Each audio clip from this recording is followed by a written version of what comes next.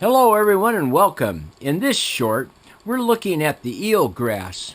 Some years ago, almost 20 now as counting, and we're wondering why the eelgrass has been disappearing off of the shoreline of our Puget Sound. My studies are showing that there's a large type of covering, much like a piece of plastic would go over your lawn to kill the weeds, the black covering plastic. Well, this is a green covering type plastic, although it's not a plastic, it's a plant. And it's laying on top of the eelgrass, knocking out the light and taking over. Now, the area of footage that I'm kind of been filming in here is approximately 100 and some yards by another 100 and some yards. And as we move across, you'll see that there's openings where this kelp type material has been laying and taking out the light, killing the eelgrass. This is, in my opinion, a healthy patch right here. The grass itself seems to be 2 to 3 feet in length. There's a number of different eggs of different species of fish that have laid their eggs on those limbs, as we might say, leaves, if you want. Stems is another word, maybe. As we move along, though, I'm looking at round purple little flowers type things on the end of those stems, if that we're going to call them there.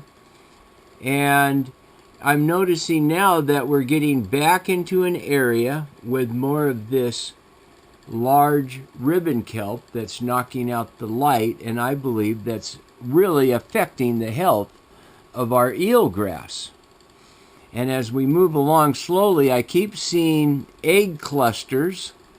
They're orangish, purplish, black, depending upon your TV screen. But I think those are eggs of some type of critter. Now there's about a 6-inch fish. You'll notice that there's a bright orange spot in the center of the camera there on your lens. Anything that touches is 6 inches. And so we kind of can see a fish that swims up through it there. We can tell you that is 12 inches or 6. Depends upon how it sizes up.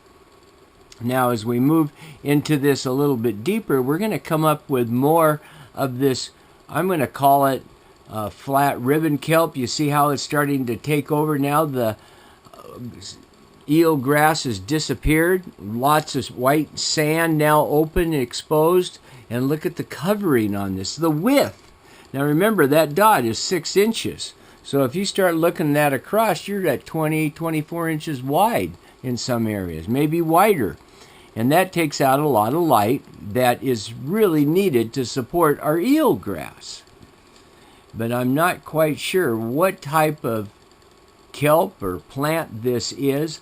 I do notice, though, white little dots on them, fungus, much like what you would see out in the woods on a tree. That's what it kind of reminded me of. There's a few more there. And we'll get you a little bit better shot if I can slow down. Now today the current's moving through here pretty good. Even though I'm in only 25 feet of water, 20. Looking at the depth finder, occasionally we're in 15, so we're fairly shallow. But along the shoreline here of the area we're in, the current moves pretty fast. So I'm trying to keep the camera still enough to give you a good shot, but really make my point here about why our eelgrass is disappearing in the Puget Sound. Possibly why this large ribbon kelp, I'm going to call it that, I'm sure it's not what it is covering our eelgrass much like black plastic. If you've just joined us for this first time, I'd like to welcome you. And if you've been a viewer for a while, hey, thank you. And I will work hard to bring more information about the health of our seafloor on the Puget Sound. And eelgrass is a priority need. Thank you.